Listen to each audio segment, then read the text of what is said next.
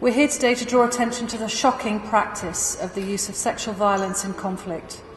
Official statistics tell us that 1 in 3 women worldwide suffers violence or sexual abuse at some time in their lives.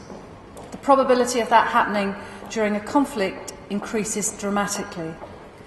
The Foreign Secretary has compared our responsibility with regard to sexual violence in conflict with the duty of our predecessors to put an end to the slave trade.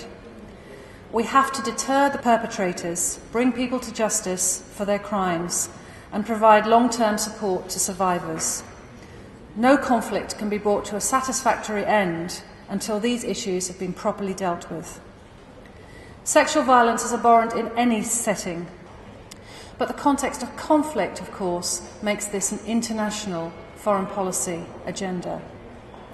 While men and boys are sometimes also the victims of sexual violence, particularly in conflict settings, this is a crime which disproportionately affects women. From Bosnia to Somalia, Sierra Leone to the Democratic Republic of the Congo, and Rwanda and Syria to Libya, sexual violence has been used to terrorise and destroy communities and to coerce women and girls into sexual slavery and forced labour. Syrian refugees, for example, state that the fear of such violence is one of their main reasons for leaving the country. We're talking about violence used as a military tactic to degrade and humiliate the victims and to undermine the ethnic, religious or political group to which they belong.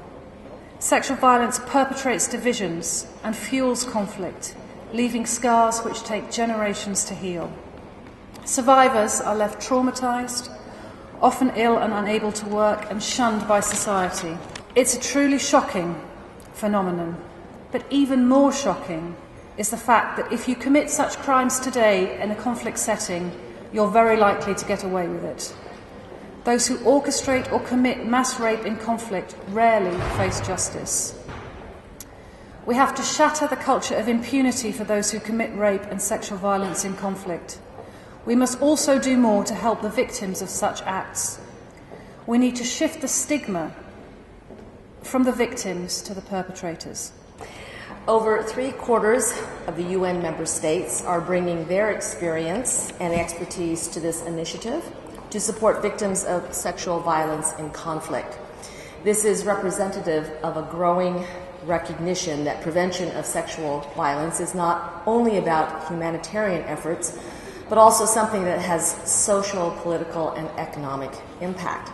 I hope that in 20 years' time, perhaps our successors might be sitting here, as we do when we look back at the horrors of the 2 world wars that scarred the 20th century, asking themselves, how can it ever have been possible that these things were allowed to happen? But we can't do it on your own, and we need all your help to get us to that point. Thank you very much.